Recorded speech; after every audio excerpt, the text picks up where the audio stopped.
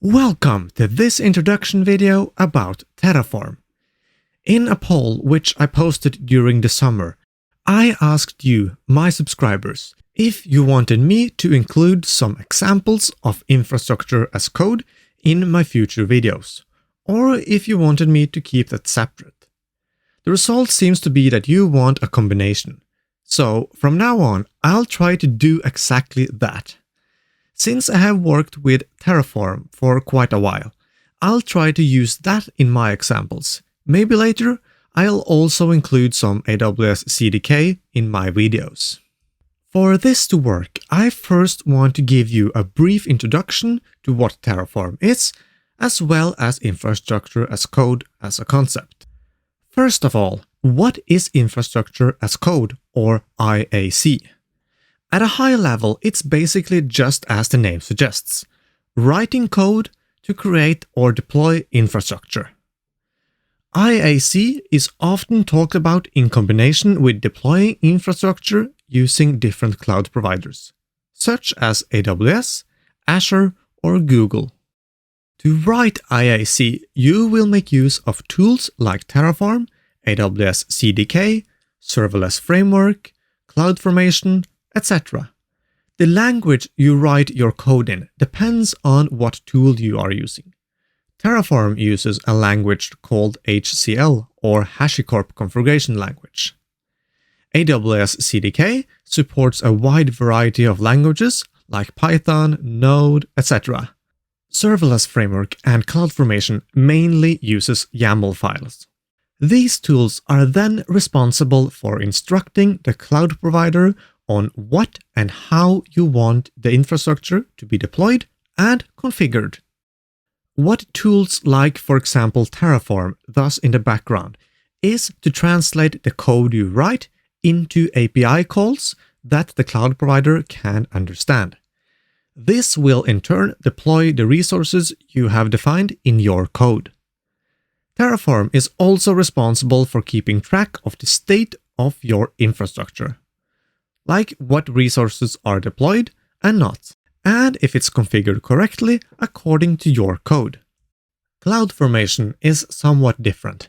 First of all, it's created by AWS.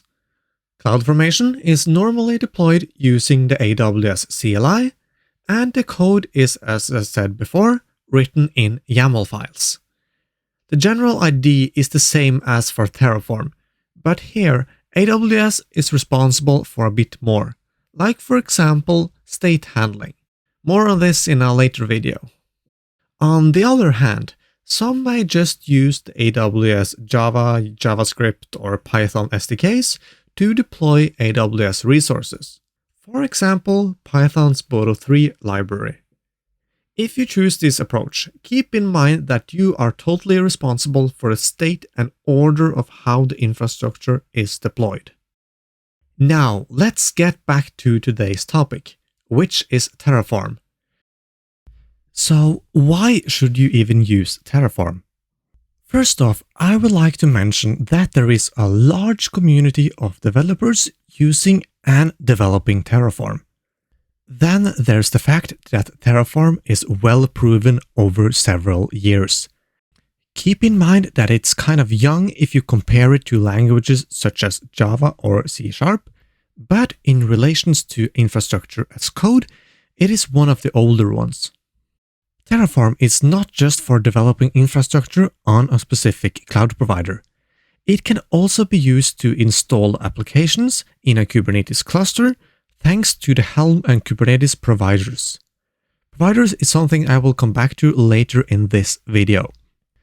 Terraform is also compatible with all the large cloud providers, meaning you can use the same syntax, just different providers, for deploying to AWS, Azure, Google, and more. You can even use Terraform to deploy some on-premise stuff if you so wanted. Terraform is, or maybe more correctly was, an open source IaC tool. I'm not gonna get into greater details about that, but the reason for saying that it may not be correct to say open source anymore is that Terraform, or HashiCorp, who owns Terraform, has changed the licensing model. This does not mean that you can't use Terraform anymore, but you can read more about it in the link below. Even though Terraform has a new licensing model, there is a large open source community for creating plugins, also called providers, as well as for modules, which can best be described as bundled Terraform code, which makes it easier to deploy infrastructure without having to write that much code yourself. Terraform code is, as I said earlier, written using the HashiCorp configuration language. This is a custom language created by HashiCorp. It's a declarative language, meaning that the order you write your code is not important. Just to give you a practical example of what this means in regards to Terraform, whenever you want to use the output from one resource in another, Terraform understands that there is an implicit dependency and will create or destroy them in the correct order.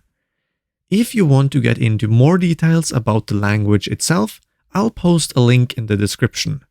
For now, let's focus on the Terraform specifics. I briefly mentioned providers earlier. A provider is what makes it possible for us to write code that can deploy or manage resources on, for example, a specific cloud provider. All the major cloud providers have their own Terraform provider. There are also providers for Kubernetes and Helm, which means that you can also use Terraform to deploy applications in a Kubernetes cluster, among other things. You could even create your own provider if you so wanted. Providers are versioned, like any other plugin or library in other programming languages. Of course, you could also just make use of the latest available version. When it comes to installing the providers, it is done like in this example. In the Terraform block, you define required providers in a JSON-ish structure. Here you can set the name, in my case AWS, and then of course inside you set the source, which is HashiCorp/AWS, and I like to also set the version number or at least a range like this, to automatically update minor or just patch versions. Then you would want to configure your provider by setting the default AWS region, as shown below under the provider keyword. I tend to use EU Central 1 for no particular reason. Resources are the actual representation of the infrastructure you want to create. Terraform resources are written in blocks, as shown in this example, where I want to create an AWS S3 bucket. These consist of first the keyword resource, then the type, which in our case is an S3 bucket, and lastly an identifier. The identifier could be anything. It will not be a name visible on the resource in AWS, it's just an identifier in the Terraform code, which you can use to reference this resource later on. Inside the resource, you have to provide the argument specified by the resource type. To see what arguments are available, you can go over to the Terraform registry. There you'll find the specification for all the publicly available Terraform resources. I'll provide a link to that as well. As in almost any programming language, you will make use of variables, and Terraform is no different. There are 4 ways to define variables in Terraform, at least how I would like to define it. First off, you have the simplest version, which is locals. Locals are, as the name suggests, variables meant to be used locally in a specific module. More on modules later on. Locals or local variables are defined like in this example. You will use the locals keyword and define key value pairs. The nice thing about locals is that you can reference other objects when defining a local variable. You can even combine output from resources when defining them. Then again, these are not type safe like input variables. Input variables are defined like in this example. First off, the variable keyword, then a Terraform identifier or name. Unlike local variables, you can define rules for input variables by defining the type, for example, string, number, boolean, lists, etc. You can even do it for complex objects or maps with rules for which fields are allowed. You can also set a default values as well as a description. These rules and descriptions can be very useful since input variables are often used in relation with modules as input parameters. For now, you can think of modules as function definitions in other programming languages. More on that later. Output values are also often used in relation with modules, since, as the name applies, it is for outputting or returning values. Output can also be used to print values to the terminal. An output can look something like in this example. Lastly, you have data sources. These can be really useful if you need more complex objects or files as input. For example, you can use data sources to create zip files, which in turn can be used as input to some resources. Data sources could also reference existing objects in, for example, AWS. You could use the data source objects to retrieve secret values from AWS Secrets Manager or almost any other AWS service. This also applies to all the other big cloud providers. Data source objects can be defined as follows. First, the data keyword, then the type, for example, an AWS Secrets Manager secret, then, of course, a Terraform identifier. Depending on the type, different arguments have to be provided to retrieve the correct object. In this case, it could be the name of the secret. Now, over to modules. As previously mentioned, you can, to some extent, think of modules as function definitions. This is, of course, on a very abstract level. A module is actually more like a collection or packaging of resources. If you are familiar with AWS, for example, a good module could contain all the resources needed to create an AWS Lambda function. For that, you would normally need an AWS IAM role, with policies, of course, the Lambda function itself, and preferably a CloudWatch log group to store the Lambda execution logs. So what you could do now is to create a Terraform module which contains all these resources. Combine this with a set of input variables and output values, and you have a great template for whenever you want to create a new Lambda function. Now would be a great time to mention that there is, of course, a vast library of existing open source modules available over at Terraform Registry.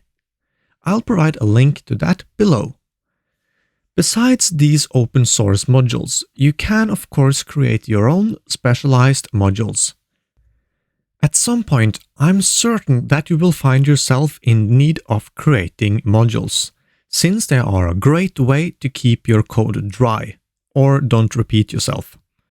Just try to keep them as small and reusable as possible. One of the great benefits of Terraform is that it can keep track of the state of your infrastructure. This is done using something called a state file. The state file contains information about what is deployed and all the configuration you have provided for each resource. Terraform will use the state file on deploy to compare what you currently have deployed against your code. You can even do a dry run, also called a plan, to see what effect your changes will have on your already deployed infrastructure as well as new. Now, you may ask where the state should be stored. You could store it locally on your computer if that's the only place you are going to deploy your infrastructure from. As you probably understand, this won't fly in anything else than a hobby project. You could store it in Git alongside your Terraform code. Then again, this does come with other drawbacks. You see, the state file can contain sensitive information such as passwords, etc. And you don't want that in Git, even if it's a private repository. I guess most will agree that isn't a good idea. Then what you are left with is a remote state. The most common way, I think, is to store the state in, for example, an AWS S3 bucket. Then all you do is to create the bucket, update the Terraform config code to point to that S3 bucket. And Terraform will use your AWS credentials to access the bucket on deploy. Other alternatives could be to outsource the state management to, for example, Terraform Cloud or other providers such as Spacelift. A final thing I want to mention about state is that you can also configure something called state lock. This is to ensure only one deployment can run at a time. This is to help prevent corrupted state where something gets halfway deployed. This I may cover in a future videos with more advanced tips as well. The last topic I would like to cover in this introduction is the Terraform CLI. Up until now, we have mainly talked about the code you write, but to actually perform the deployment, you need to use the Terraform CLI. If you are planning on deploying from your local computer, I suggest downloading it either directly from the Terraform website or using a package manager like Homebrew for Mac. To see what commands are available, I suggest looking at the documentation over at Terraform. The most common commands you will use are probably these three. First, Terraform init. This is to initialize your state and download the providers and modules configured in your code. Terraform plan, as we talked about earlier, is to preview what effect your code will have without actually deploying it. The last one is Terraform apply. This is to perform the actual deployment. This was a lot of theory, but I think it's important for better understanding the code examples I will provide in my future videos, where I will do a demo using the AWS console before replicating it using Terraform. In this demo, I'm going to do something really simple. I'm going to create an AWS S3 bucket, and since it's just a demo, I'm going to configure Terraform to just store the state locally on my computer. Maybe I'll show you how to configure remote state in another video. So, open your code editor. First off, I like to create a config.tf file just to set up my Terraform state and for setting up the Terraform AWS provider. At the top, write Terraform, followed by curly braces. Inside, write required providers, as shown earlier, with the name of the provider, source, and of course, version. Then the provider config. Here, I'll set the default region. This is the AWS region where I want my resources to be deployed. Before we continue, if you enjoy my videos and want to learn more about serverless and AWS, remember to subscribe to my channel and smash that bell icon so you don't miss any new videos. Over to the actual resources. I like to separate them from the Terraform config, so I will create a new file called main.tf. This is where I will create my S3 bucket. To create a bucket, define a resource of type AWS S3 bucket and give it a Terraform identifier name. And as the only required parameter, the name of our S3 bucket. Keep in mind that this name has to be globally unique. All that's left now is to actually deploy it. A prerequisite for this to work is that you have some AWS credentials configured, maybe using the AWS CLI. Given that you have that in order, open a terminal, navigate to where the code is stored, run Terraform init, which will initialize our state and download the AWS provider. Then run Terraform apply. Here you will first see a plan over what resources Terraform want to deploy or make changes to, followed by a prompt where you, if everything looks fine, type yes and hit enter. And your AWS S3 bucket is deployed. This was a simple demo of just an S3 bucket, but I hope it was helpful in understanding the basics of Terraform. I look forward to including more infrastructure as code in my future demos, as this is something that I find really interesting. All that's left to say now is, until next time, happy coding!